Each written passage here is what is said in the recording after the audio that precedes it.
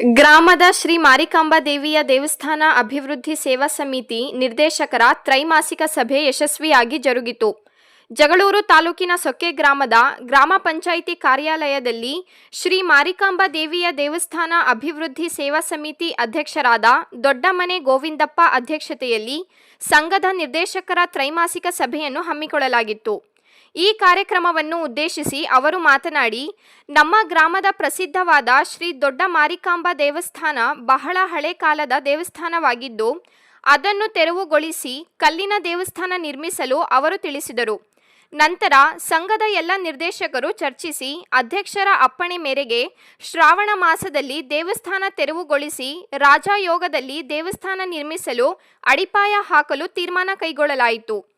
ದೇವಸ್ಥಾನ ನಿರ್ಮಿಸಲು ಸಾಕಷ್ಟು ಹಣದ ಅವಶ್ಯಕತೆ ಇರುವುದರಿಂದ ಶ್ರೀ ಮಾರಿಕಾಂಬಾ ದೇವಿಯ ಸರ್ವ ಭಕ್ತಾದಿಗಳು ಹಾಗೂ ಗ್ರಾಮಸ್ಥರು ದೇಣಿಗೆಯನ್ನು ಬರಸಿರುವವರು ಪ್ರತಿ ಶುಕ್ರವಾರ ಮಾರಮ್ಮನ ದೇವಸ್ಥಾನ ಹತ್ತಿರ ಬಂದು ದೇಣಿಗೆ ಕೊಟ್ಟು ರಸೀದಿ ಪಡೆಯಬಹುದು ಎಂದರು. ಈ ಸಂದರ್ಭದಲ್ಲಿ ಕಾರ್ಯಕ್ರಮವನ್ನು ಉದ್ದೇಶಿಸಿ ಸಂಘದ ಪ್ರಧಾನ ಕಾರ್ಯದರ್ಶಿಗಳು ಹಾಗೂ ಜಿಲ್ಲಾ ಪಂಚಾಯಿತಿ ಮಾಜಿ ಸದಸ್ಯರಾದ ಎಚ್ ನಾಗರಾಜ್ ಸಭೆಯನ್ನು ಉದ್ದೇಶಿಸಿ ಮಾತನಾಡಿ, ಸೊಕ್ಕೆ ಗ್ರಾಮವು ದೊಡ್ಡ ಹೋಬಳಿ ಕೇಂದ್ರವಾಗಿದ್ದು, ಗ್ರಾಮದಲ್ಲಿ ಭಕ್ತರ ಸಂಖ್ಯೆ ಕಡಿಮೆ ಇಲ್ಲ, ಬಹಳ ಭಕ್ತರು ಇದ್ದಾರೆ. ನಮ್ಮ ಸಮಿತಿಯವರು ಪಾರದರ್ಶಕವಾಗಿ ಕೆಲಸ ಮಾಡಬೇಕಾಗಿದೆ. ಭಕ್ತರು ಕಾಣಿಕೆಯನ್ನು ಕೊಡುವವರು ಇದ್ದರೆ ಎಲ್ಲ ಮನೆಗಳಿಗೂ ಹೋಗಲು ಆಗಲಿಲ್ಲ, ಹೋಗುವಂತಹ ಕೆಲಸ ಮಾಡಬೇಕಾಗಿದೆ. 36 ಜನರ ಎಲ್ಲ ಸಮುದಾಯದ ಸದಸ್ಯರು ಸೇರಿಕೊಂಡು ಸಮಿತಿ ರಚನೆ ಮಾಡಿದ್ದು, ಯಾವುದೇ ಲೋಪದೋಷಗಳು ಬಾರದಂತೆ ನೋಡಿಕೊಳ್ಳಬೇಕಾಗಿದೆ. ಅದರಿಂದ ಭಕ್ತರು ಕಾಣಿಕೆ ನೀಡಿ ರಸೀದಿಯನ್ನು ಪಡೆಯಬಹುದು. ದೇವಸ್ಥಾನ ನಿರ್ಮಾಣಕ್ಕೆ ಸುಮಾರು 75 ಲಕ್ಷಗಳು ಅಂದಾಜು ಇದ್ದು, ಗುಡಿ ತೆರವುಗೊಳಿಸಿ ಬಹಳ ದಿನಗಳು ಬಿಡುವಂತಿಲ್ಲ. ಮೊದಲು ಹಣ ಸಂಗ್ರಹಿಸಿಕೊಳ್ಳಬೇಕು. ದೇವಸ್ಥಾನ ನಿರ್ಮಿಸಲು ಪ್ರಾರಂಭ ಮಾಡಿದಾಗ ಪ್ರತಿಯೊಂದಕ್ಕೂ ಹಣದ ಅವಶ್ಯಕತೆ ಇದ್ದೇ ಇರುತ್ತದೆ. ನಮ್ಮ ಸಂಘದವರು ದೇಣಿಗೆ ಹಣ ಸಂಗ್ರಹಿಸಲು ಶ್ರಮಿಸಬೇಕಾಗಿದೆ. ಸೊಕ್ಕೆ ಮಾರಮ್ಮನ ಜಾತ್ರೆ ಎಂದರೆ ಜಿಲ್ಲಾ ಮಟ್ಟದವರೆಗೆ ಹೆಸರು ಇದೆ. ಬೆಂಕಿಯನ್ನು ತಂದು ಜಾತ್ರೆ ಮಾಡುವ ಜಾತ್ರೆ ನಮ್ಮ ಊರು ಬಿಟ್ಟರೆ ಬೇರೆ ಎಲ್ಲಿಯೂ ಇಲ್ಲ. ನಮ್ಮ ಊರಿನ ಗ್ರಾಮ ದೇವತೆ ದೇವಸ್ಥಾನದ ನಿರ್ಮಿಸಿ ಜಾತ್ರೆಯನ್ನು ಮಾಡಬೇಕಾಗಿದೆ ಎಂದರು.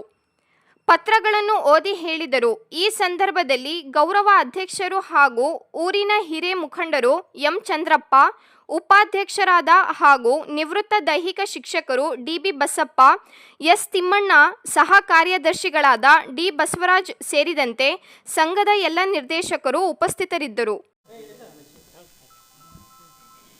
ಅಧ್ಯಕ್ಷ ಆಗಿರ್ತಕ್ಕಂಥ ನಾನು ಈ ದಿವಸ ಎಲ್ಲ ಡೈರೆಕ್ಟರ್ ಸಭೆಯನ್ನು ಕರೆದು ಮುಂದಿನ ಕೆಲಸ ಕಾರ್ಯಗಳ ಬಗ್ಗೆ ಚರ್ಚಿಸಲಾಗಿ ದೇವಸ್ಥಾನದ ತೆರವುಗೊಳಿಸುವ ವಿಚಾರವಾಗಿ ಬಾಡಿಗೆ ತೀರ್ಮಾನ ತಗೊಂಡಿರ್ತೈತಿ ಮತ್ತು ಶ್ರಾವಣದಲ್ಲಿ ಒಳ್ಳೆಯ ದಿವಸದಲ್ಲಿ ತಗೊಳ್ತೀವಿ. ಆಗ ಇನ್ನೊಂದು ಮುಖ್ಯ ವಿಷಯ ಅಂದರೆ ಎಲ್ಲ ದೇವಸ್ಥಾನದ ಉಸ್ತುವಾರಿಯನ್ನು ಈ ಕಮಿಟಿಯವರೇ ನೋಡಿಕೊಳ್ಬೇಕಂತ ಒಂದು ತೀರ್ಮಾನ ತಗೊಂಡಿರ್ತೀವಿ. ಒಂದೇ ಅಕೌಂಟನ್ನು ಮಾಡೋಕ್ಕಾಗಿ ಎಲ್ಲ ತೀರ್ಮಾನ ತಗೊಂಡಿದ್ದೀವಿ. ಇನ್ನೊಂದು ದೇವಸ್ಥಾನದ ತೆರವಾದ ತಕ್ಷಣ ಪ್ರತಿಯೊಬ್ಬರು ಡೈರೆಕ್ಟರ್ ಆಗಿರ್ತಕ್ಕಂಥವ್ರು ಎಲ್ಲರೂ ಬರತಕ್ಕಂಥ ವಾಗ್ದಾನದಲ್ಲಿ 50% ಹಣವನ್ನು ಕೊಡಬೇಕಂತೂ ಅವ್ರನ್ನ ಓಲೈಸಿರುತ್ತೇವೆ. ಅದಾದ ನಂತರ ಶ್ರಾವಣದಲ್ಲಿ ದೇವಸ್ಥಾನವನ್ನು ತೆರವುಗೊಳಿಸೋದಕ್ಕಾಗಿ ತೆರವು ಮಾಡುವ ಕಾರ್ಯಕ್ರಮವನ್ನು ಸ್ಥಳಾಂತರಿಸುವುದಕ್ಕಾಗಿ ಕೈಗೊಳ್ಳುತ್ತೇವೆ. ಇನ್ನು ಆಯಿತಾ, ಭಕ್ತಾದಿಗಳು ಈ ಬರತಕ್ಕಂಥ ಊರಿನ ಎಲ್ಲ ಭಕ್ತರಲ್ಲಿ ಬರತಕ್ಕಂಥ ವಾಗ್ದಾನವನ್ನು ತೆರವುಗೊಳಿಸುವುದ ಕಾರಣವಾಗಿ ಬರತಕ್ಕಂಥ ವಾಗ್ದಾನದಲ್ಲಿ ಒಂದು ಅರ್ಧ ಭಾಗ ಕೊಡಬೇಕಾಗಿ ತಮ್ಮಲ್ಲಿ ಎಲ್ಲ ಕೇಳ್ಕೊಳ್ತಾ ಇದ್ದೀವಿ ಕಮಿಟಿಯವರು. ಆಗ ಇನ್ನೊಂದು ಮುಖ್ಯವಾದ ವಿಷಯ ಅಂತ ಇನ್ನೂ ಕೆಲವರು ಬರದೇ ಇರತಕ್ಕಂಥವರು ಸಹ ಇದ್ದಾರೆ. ಅವ್ರಿಗೂ ಸಹ ಬರೆದು ಅದರಲ್ಲಿ ಅವರು ಸಹ ಹಣದ ಸಹಾಯವನ್ನು ಮಾಡಬೇಕಾಗಿ ತಮ್ಮಲ್ಲಿ ಕೇಳ್ಕೊಳ್ತಿದ್ದೀವಿ. ಪ್ರತಿ ಶುಕ್ರವಾರ ದೇವಸ್ಥಾನದ ಕಮಿಟಿಯಲ್ಲಿರ್ತಕ್ಕಂಥ ಯಜಮಾನರು ಕುಳಿತುಕೊಂಡಿರ್ತೀವಿ. ಭಕ್ತರು ವಾಗ್ದಾನ ಮಾಡಿರ್ತಕ್ಕಂಥವ್ರು ದೇವಸ್ಥಾನದ ಹತ್ರ ಬಂದು ಸಂದಾಯ ಮಾಡಿ ರಸೀದಿಯನ್ನು ತೆಗೆದುಕೊಳ್ಬೇಕಾಗಿ ತಮ್ಮಲ್ಲಿ ವಿನಂತಿಸಿಕೊಳ್ತೇವೆ. ದೇವಸ್ಥಾನವನ್ನು ಶ್ರಾವಣದಲ್ಲಿ ಒಂದು ರಾಜಯೋಗದಲ್ಲಿ ಸ್ಥಳಾಂತರಿಸಿ ಅದು ಪೂಜೆ ಕಾಯಂಕರ ನಡೆಯೋದಕ್ಕೆ ಬೇರೆ ಜಾಗ ಸ್ಥಳಾವಕಾಶವನ್ನು ಮಾಡ್ತೀವಿ.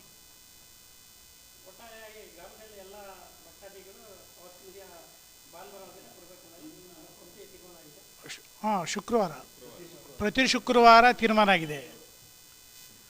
ಹಾಗೆ ದೇಣಿಗೆಯನ್ನು ಕೊಡಬೇಕಾಗಿ ತಮ್ಮಲ್ಲಿ ವಿನಂತಿಸ್ಕೊಳ್ತೀವಿ.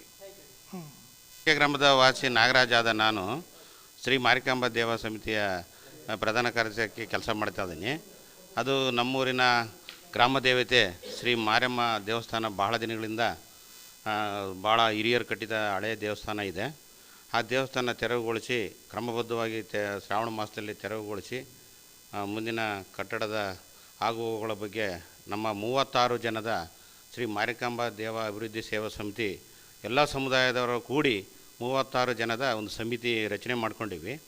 ಆ ಸಮಿತಿಯ ನಿರ್ದೇಶನದಂತೆ ಸಮಿತಿಯ ನಿರ್ದೇಶಕರು ಹೇಳಿದಂತೆ ಎಲ್ಲರೂ ಪದಾಧಿಕಾರಿಗಳು ಮತ್ತು ನಿರ್ದೇಶಕರು ಏನು ತೀರ್ಮಾನ ಸಭೆಯಲ್ಲಿ ತೆಗೆದುಕೊಂಡಿದ್ದೀವೋ ಅದನ್ನು ಶ್ರಾವಣ ಮಾಸದಲ್ಲಿ ನಾವು ತೆರವುಗೊಳಿಸಿ ಆ ದೇವಿನ ಕ್ರಮಬದ್ಧವಾಗಿ ಬೇರೆ ಕಡೆಗೆ ಸ್ಥಳಾಂತರ ಮಾಡಿ ಆ ಜಾಗದಲ್ಲಿ ನಾವು ದೇವಸ್ಥಾನ ಅಭಿವೃದ್ಧಿ ನಿರ್ಮಾಣ ಕಾರ್ಯಕ್ರಮ ಕೈಗೊಳ್ಳೋಕ್ಕೆ ನಾವು ಇವತ್ತು ತೀರ್ಮಾನ ಮಾಡಿದ್ದೀವಿ.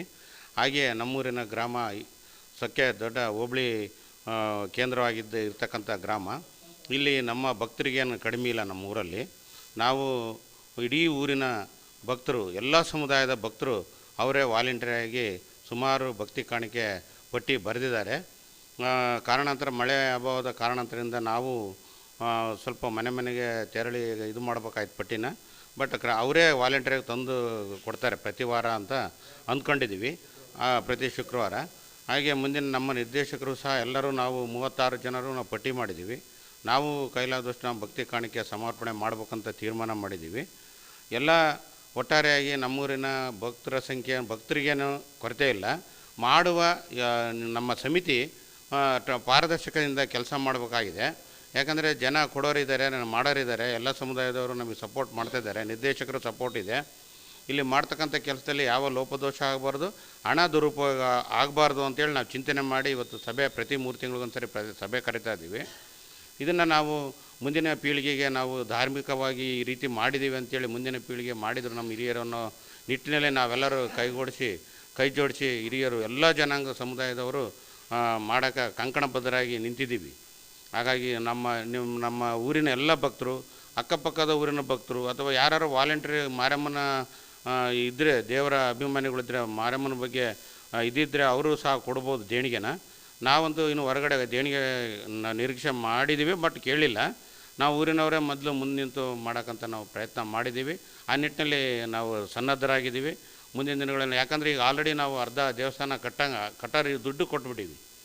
ಇನ್ನು ನಾವು ತೆರವು ಕಳಿಸಿದ ಮೇಲೆ ಅದು ನಿಲ್ಲಲ್ಲ. ಭಕ್ತರು ಯಾವುದೇ ಕಾರಣಕ್ಕೂ ಕೊಡ್ತಾರೆ. ಅವರು ನಾವಾಗಿ ವಾಲಂಟಿಯರ್ ನಿಂತು ಕೆಲಸ ಮಾಡಿದರೆ ಕೊಡ್ತಾರೆ ಅಂತ ಹೇಳ್ತಾ ಕೊಡಬೇಕಂತ ಅವ್ರಿಗೆ ಮನವಿ ಮಾಡಿಕೊಳ್ತೀನಿ. ಇದು ಗ್ರಾಮ ದೇವತೆಯ ಸತ್ಯ ನಡೀತೈತೆ. ಯಾಕಂದರೆ ಜಾತ್ರೆ ನಡೆಯುವ ಸಮಯದಲ್ಲಿ ಇಡೀ ಸುತ್ತಮುತ್ತ ಒಂದು 3-4 ಜಿಲ್ಲೆಗೆ ಹೆಸರುವಾಸಿ ಇದೆ ಮಾರಮ್ಮನ ಜಾತ್ರೆ ಅಂದರೆ. ಬೆಂಕಿ ತರೋದ್ರಿಂದ ಹಿಡಿದು ಪ್ರತಿಯೊಂದು ಮಾರಮ್ಮಗೆ ಎಲ್ಲಿ ಹೊರಗಡೆ ಹೋದರೆಲ್ಲ ಬಂದು ಜಾತ್ರೆ ಮಾಡ್ತಾರೆ ನಮ್ಮೂರಿನವರು. ಹಾಗಾಗಿ ಮುಂದಿನ ದಿನದಲ್ಲಿ ದೇವಸ್ಥಾನ ಕಟ್ಟಿ ಜಾತ್ರೆ ಮಾಡಬೇಕಾಗಿದೆ. ಆ ನಿಟ್ಟಿನಲ್ಲಿ ನಮ್ಮೂರಿನ ಎಲ್ಲ ಭಕ್ತರು ಈ ದೇವಸ್ಥಾನ ನಿರ್ಮಾಣ ಮಾಡೋಕ್ಕೆ ಕೈ ಜೋಡಿಸ್ರಿ. ತಮ್ಮ ಭಕ್ತಿ ಕಾಣಿಕೆ ಬರೆದ್ರೋರೆಲ್ಲ ವಾಲಂಟಿಯರ್ ಬಂದು ದೇವಸ್ಥಾನ ಹತ್ರ ಬಂದು ಸಮಿತಿಯವರಿಗೆ ಕೊಡ್ರಿ, ಇಲ್ಲಾಂದ್ರೆ ನೇರವಾಗಿ ಅಕೌಂಟಿಗೆ ಹಾಕ್ರಿ. ನಾವು ಒಂದೇ ಅಕೌಂಟ್ ಮಾಡಿದ್ದೀವಿ ಈಗ ದೇವಸ್ಥಾನ ನಮ್ಮ ಮಾರಮ್ಮಂದು ಕಮಿಟಿಯ ಅಕೌಂಟ್ ಒಂದೇ ಇರೋದ್ರಿಂದ. ಆಮೇಲೆ ಫೋನ್ಪೇ ಸಹ ಮಾಡ್ಬೋದು. ಅಲ್ಲಿ ನೀವು ಯಾವುದೇ ಎಲ್ಲದೂ ಚೆಕ್ ಮಾಡ್ಬೋದು. ನೀವು ಹಣದ ವ್ಯವಹಾರದಲ್ಲಿ ಟ್ರಾನ್ಸ್ಪರೆನ್ಸಿ ಇದ್ದೀವಿ, ಯಾವುದೇ ಕಾರಣಕ್ಕೂ ನಾವು ದುರುಪಯೋಗ ಮಾಡಲ್ಲ ಅಂತೇಳಿ ಸ್ಪಷ್ಟನೆ ಕೊಡುತ್ತೆ. ನಾನು ಮಾತುಗಳು ಮುಗಿಸ್ತೀನಿ. ಜೈ ಹಿಂದ್, ಜೈ ಕರ್ನಾಟಕ. ನಾವು ಈ ಭಕ್ತರ ಕಾಣಿಕೆ ಬರೆದ ಪಟ್ಟಿಯಲ್ಲಿರ್ತಕ್ಕಂಥ ಭಕ್ತಿ ಕಾಣಿಕೆ ಸಮರ್ಪಣೆ ಮಾಡೋವರು ಅಕೌಂಟಿಗೆ ಹಾಕಿದ ಮೇಲೆ ಅವರೊಂದು ಕೌಂಟ್ರ್ ಫೈಲ್, ಒಂದು ಚಲನ್ ಇರುತ್ತೆ. ಅದನ್ನು ನಮಗೆ ತಲುಪಿಸಿದರೆ ನಿಮಗೆ ಒಂದು ರಸೀದಿ ನಮ್ಮ ದೇವಸ್ಥಾನ ಕಮಿಟಿಯಿಂದ ರಸೀದಿ ಕೊಡ್ತೀವಿ. ಆ ರಸೀದಿ ಯಾಕಂದರೆ ನಾವು ನಂಬರ್ನ ಕ್ರಮ ಸಂಖ್ಯೆಯನ್ನು ಕ್ರಮಬದ್ಧವಾಗಿ ಮಾಡಿದ್ದೀವಿ. ಇದು ಎಲ್ಲೂ ಮಾಡಿರೋಕ್ಕಿಲ್ಲ ಅಂತ ನನ್ನ ಭಾವನೆ. ನಾವು ಟ್ರಾನ್ಸ್ಪರೆನ್ಸಿ ಕಾಯ್ದಿರಿಸೋಕ್ಕಾಗಿ ಈ ಥರ ಮಾಡಿದ್ದೀವಿ. ಆ ಕೌಂಟ್ರ್ ಫೈಲ್ ನಮಗೆ ತಂದು ದಯವಿಟ್ಟು ಭಕ್ತರು ಮುಟ್ಟಿಸ್ಬೇಕಾಗಿ ಮನವಿ ಮಾಡ್ಕೊಳ್ತೀನಿ. ದೇವಸ್ಥಾನ ಅಭಿವೃದ್ಧಿಯ ವೆಚ್ಚ 75 ಲಕ್ಷ ರೂಗಳು ಈಗ ಅಂದಾಜು ವೆಚ್ಚ. ಕ್ಲಿಯರ್ ಅಗ್ರಿಮೆಂಟ್ ಆಗಿದೆ, ಕರಾರು ಆಗಿದೆ. ಆ ಶಿಲ್ಪಿ ಮತ್ತು ಕಮಿಟಿ ನಡುವೆ 75 ಲಕ್ಷಕ್ಕೆ ಕರಾರು ಆಗಿದೆ. ಬುನಾದಿಗೆ ಎಕ್ಸ್ಟ್ರಾ ಬರುತ್ತೆ. ಬುನಾದಿ ಮತ್ತು ಬೇಸ್ಮೆಂಟ್ ಖರ್ಚಿಗೆ ವಿಶೇಷವಾಗಿ ದೇವಸ್ಥಾನ ಪ್ಲ್ಯಾನ್ ಇದೆ, ಆರ್ಕಿಟೆಕ್ಟ್ ಇದೆ. ಇದು ಎಲ್ಲೂ ಇಲ್ಲ ಆ ಥರ ಪ್ಲ್ಯಾನ್ ಇದೆ.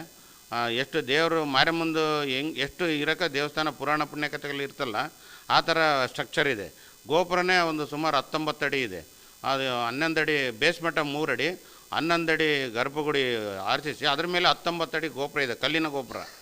ಇದು ವಿಶೇಷವಾಗಿ ಇದು ನೋಡಿದರೆ ಭಕ್ತಿ ಮಾರಮ್ಮ ನಮ್ಮ ಮುಂದೆ ಬರ್ತಾಳೇನೋ ಅನ್ನೋ ರೀತಿಯಲ್ಲಿ ಆ ದೇವಸ್ಥಾನ ನಿರ್ಮಾಣ ಆಗೋದ್ರಲ್ಲಿ ಸಂದೇಹ ಇಲ್ಲ. ಅದನ್ನು ಎಲ್ಲರೂ ಮೆಚ್ಚಾರ ಅಂತ ಅಂದ್ಕೊಂಡಿದ್ದೀನಿ ನಾನು. ಹೇಳ್ತೀನಿ, ಅದನ್ನ ಮಾಡ್ಕೊಂಬಿಡು. ನಾನು ರಾಜಾ ಸಾಬ್, ಸ್ವಕ್ಕೆ ಮಾರಮ್ಮ ದೇವಸ್ಥಿಯ ಸಮಿತಿಯ ನಿರ್ದೇಶಕರು. ಸರ್ವಮಂಗಳೇ ಸಾಮೃತ್ಯದೇ ಲೋಕೇಶ್ವರಿ ಸರ್ವಾಂಗಿಣಿ ಸರ್ವ ಸಂಭೂತಿಣಿ ಲೋಕಮಾತೆ ತರುಣೇ ಶಿವೇ ನಾರಾಯಣಿ ನಮೋ ನಮೋ ನಮೋ.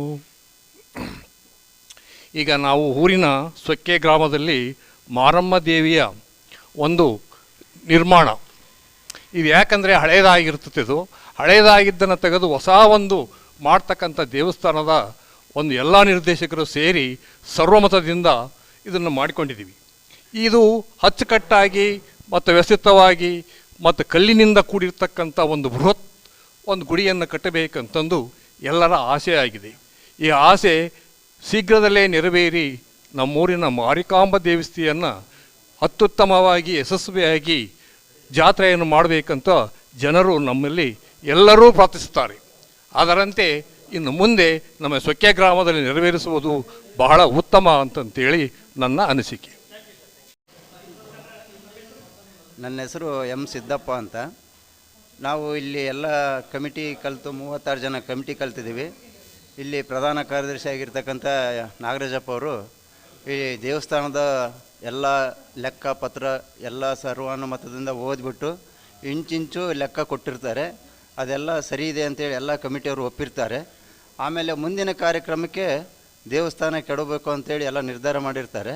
ಆಮೇಲೆ ನಿರ್ಧಾರ ಮಾಡಬೇಕಾದ್ರೆ ಜನದ ಹತ್ರ ದುಡ್ಡಿಗೆ ಹೋಗ್ಬೇಕಾಗಿ ಈಗ ಚರ್ಚೆ ನಡೆದಾಗ ಮೊದಲು ನಾವೇ 36 ಜನ 50% ಅಂದರೆ ಅರ್ಧ ಬರೆದಿರ್ತಕ್ಕಂಥದ್ರಲ್ಲಿ 50,000 ಬರೆದ್ರೆ 25,000 ರೂಪಾಯಿ, ಲಕ್ಷ ಬರೆದಿದ್ರೆ 50,000 ರೂಪಾಯಿ, 20,000 10,000 ರೂಪಾಯಿ ಈ ರೀತಿ ನಾವೇ ಮೊದಲು ಹಾಕ್ಕೊಂಡ್ಬಿಟ್ಟು ಮತ್ತು ಮುಂದಿನ ಭಕ್ತಾದಿಗಳ ಹತ್ರ ಹೋಗೋಕ್ಕೆ ದಾರಿ ಆಗುತ್ತೆ ಅಂತೇಳಿ ತೀರ್ಮಾನ ಮಾಡಿರ್ತೀವಿ.